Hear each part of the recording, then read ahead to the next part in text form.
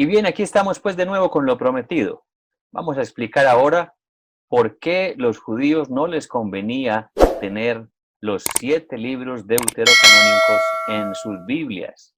Vamos a recorrer también el Nuevo Testamento y conocer cómo se fueron formando los libros para constituir los 27 libros que hacen parte del canon católico del Nuevo Testamento. Bienvenidos. Pero entonces digamos, ¿cuál es la verdadera razón por la que los judíos quitaron esos libros? Pues aquí está, se las voy a contar. El libro, por ejemplo, de la sabiduría, quitado por ellos, en el capítulo 2, versículo 16 al 20, este libro denuncia claramente, de una manera profética, porque este libro se escribió años antes que viniera Jesús. No se tiene el dato exacto, pero podríamos hablar de 50, 60, 70 años antes de que llegara Jesús. Se profetizaba quién iba a matar a Jesús y cómo lo iban a hacer. Miren el texto.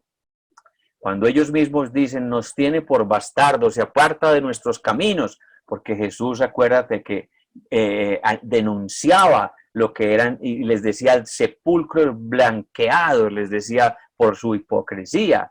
Y entonces esto ya está profetizado, proclama dichosa la suerte de los justos y se ufana de tener a Dios por Padre. Veamos si sus palabras son verdaderas, examinemos lo que pasará en su tránsito. Pues si él es justo hijo de Dios, él le asistirá y le librará de las manos de sus enemigos. Miren las palabras casi que las mismas que le decían a Cristo en la cruz. ¡Hey! Si eres hijo de Dios, bájate de allí.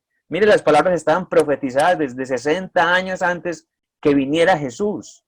Y mire lo que dice al final de este versículo: sometámosle al ultraje y al tormento para conocer su templo y probar su entereza. Condenémosle a una muerte afrentosa, pues según él, Dios lo visitará. Miren ustedes cómo es la profecía de la muerte que darían los judíos a Jesús. Por eso no les convenía, porque este libro denuncia claramente que los judíos mataron a Jesús y por eso lo sacaron. Inclusive Sabiduría 3 también me habla de algo que a ellos no les convenía. Escuchen bien, los impíos que renegaron del Señor serán castigados por sus malas intenciones.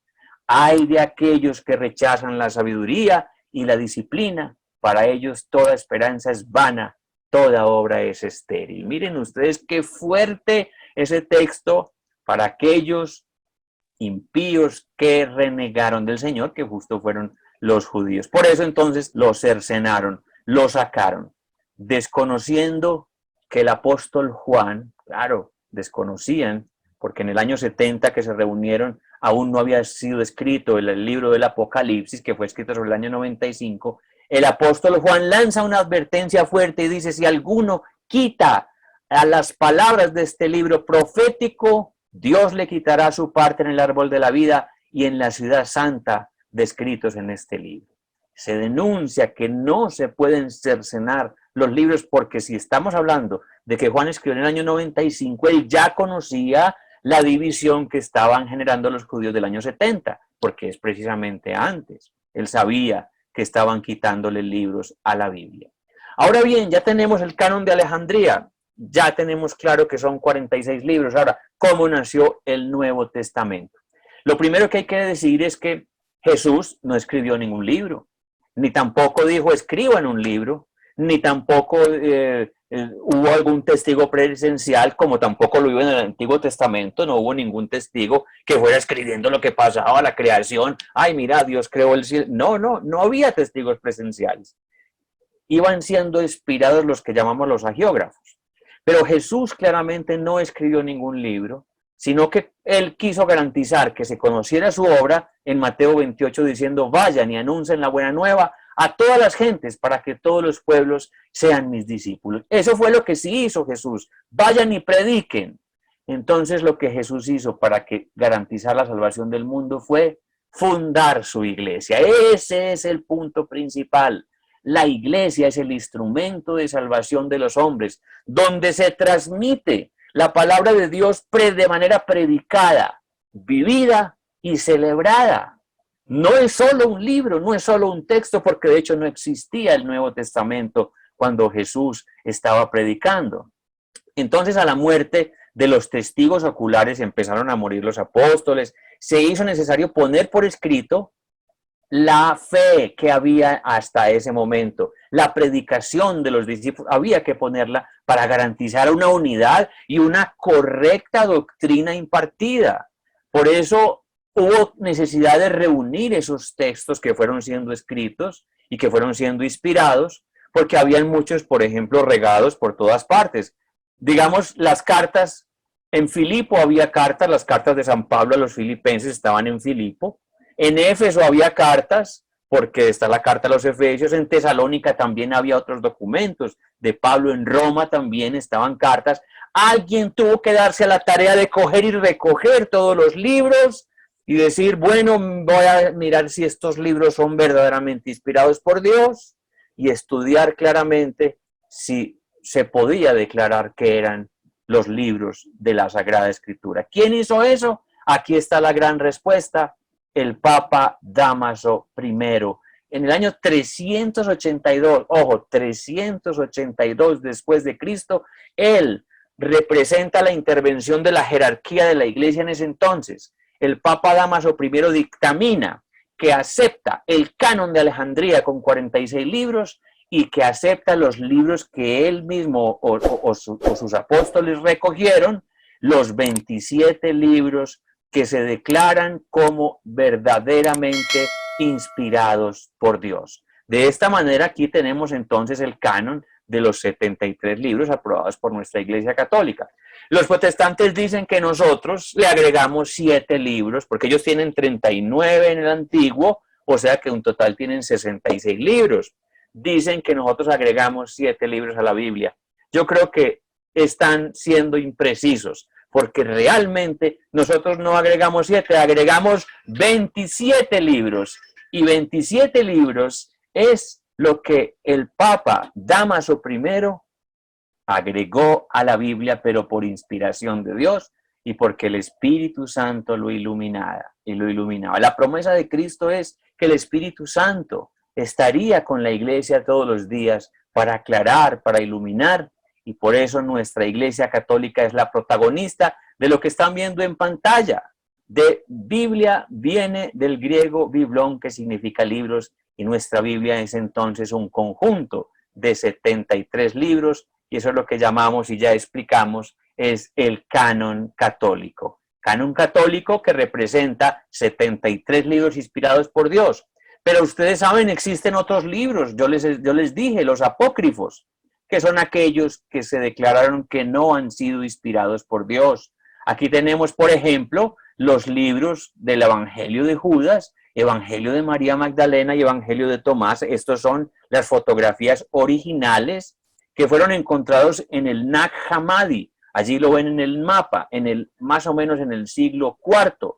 Son libros reales, auténticos, existen, pero no se declaran inspirados por Dios. ¿Por qué? En el caso concreto de estos libros del Nag Hammadi, han sido escritos por los gnósticos, y los gnósticos son anticristianos, de manera que las doctrinas en estos libros son anticristianas. Y de aquí salieron los argumentos y el guión para la película El Código Da Vinci. Ustedes recuerdan, una película que entregó mucha confusión, que porque el Santo Grial era la hija de Jesús, que tenía la sangre real. Bueno, una confusión, María Magdalena con relaciones con Jesús. ¿Por qué? Porque fue sacado de los libros gnósticos. Entonces, concluyendo, el canon alejandrino es el canon aprobado por nuestra Iglesia y corroborado por el Concilio de Hipona en el año 393 y el Concilio de Cartago en el año 397 después de Cristo.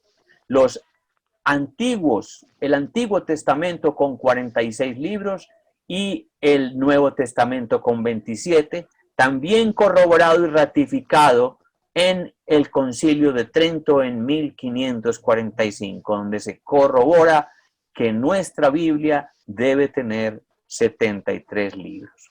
El Concilio Vaticano II, también en 1965, en la Constitución Dei Verbum número 11, corrobora que nuestra Biblia debe ser de 73 libros.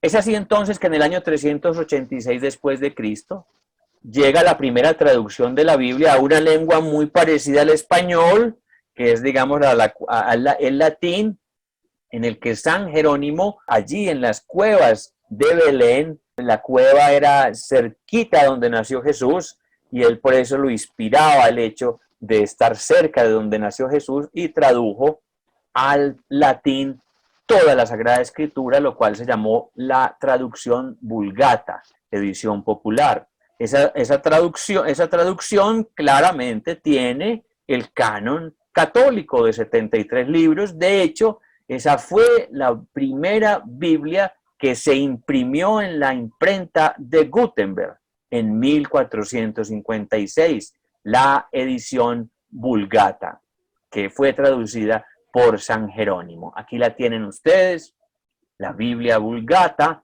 en el original, en donde fue escrita. Es hermoso ver estos textos originales. También nuestra Iglesia Católica es custodia de uno de los documentos más bellos, el Códice Vaticano, que es la Biblia completa del siglo IV. Es que yo quiero que ustedes en este momento imaginen y traten de pensar en las fechas que les estoy dando. Siglo IV, cuando no existían los protestantes, jamás. Los protestantes son del siglo XVI. Ya el Código Vaticano tiene la Biblia completa, 591 páginas el Antiguo Testamento, 142 páginas el Nuevo Testamento. De esa manera, entonces, el Vaticano siempre ha sido el custodio de la Sagrada Escritura. Ahora la pregunta que surge es la siguiente. Los protestantes nos critican y nos dicen que la Iglesia Católica no es la Iglesia de Cristo, que la Iglesia es la gran ramera, la prostituta de Babilonia, etc. Pero nosotros acabamos de demostrar que la Iglesia Católica fue la que hizo la Biblia. Entonces, si los protestantes no creen en la Iglesia Católica, ¿por qué le dicen palabra de Dios al texto que tienen en sus manos? Porque fue precisamente el texto que custodió la Iglesia Católica. Miren ustedes las contradicciones de nuestros hermanos protestantes que hacen que ellos casi que ni siquiera quieran estudiar la historia. Porque no estudian es porque son tercos y no quieren saber la verdad. La Biblia fue organizada, custodiada y preparada por la Iglesia Católica, y gracias a ello ellos también tienen hoy la oportunidad de decirle Sagrada Biblia a sus textos sagrados. Ahora vamos a entender entonces, de acuerdo a esas traducciones que les acabo de explicar, y ya con esto voy terminando esta intervención para no hacerme tan largo, por qué en nuestras Biblias cuando leemos los salmos vemos que hay un salmo en paréntesis y otro que no tiene paréntesis. Ahora lo entendemos, porque lo que no está en paréntesis pertenece a la Biblia hebrea. Las traducciones a partir de la Biblia Vulgata quisieron respetar la traducción hebrea, y lo que está entre paréntesis es la traducción de los 70, de la Septuaginta, lo que quedó consignado en la Vulgata. Entonces, en este cuadro les quiero explicar. En la Biblia hebrea, los salmos del 1 al 8 no tienen diferencias con la Biblia de la Vulgata, la Biblia nuestra. Pero el Salmo 9 y el Salmo 10, por ejemplo, en la versión masotérica o Biblia hebrea, están unidos y están constituidos solo por uno, el Salmo 9, en la versión de la Septuaginta. Asimismo, el 11 significa el 10, el 113 y el 112, y por eso entonces ahora entendemos que los 150 salmos estaban un poco desorganizados en la Biblia hebrea, pero fueron agrupados de nueva manera para que de esta forma nosotros entendamos que cuando leemos un salmo, por ejemplo, el Miserere, que es el Salmo 51 de la Biblia hebrea, será el Salmo 50 de la Biblia Vulgata, que está entre paréntesis. Así entendemos entonces por qué hay dos textos en los salmos. Entonces, queridos hermanos, con esto que les quiero decir, quiero traer una palabra importantísima que se llama la tradición. Lo vamos a leer en el texto del Evangelio de Juan, capítulo 21, versículo 25, que nos dice: hay además otras muchas cosas que hizo Jesús. Si se escribieran una por una, pienso que ni en todo el mundo bastaría para contener los libros que se escribieran.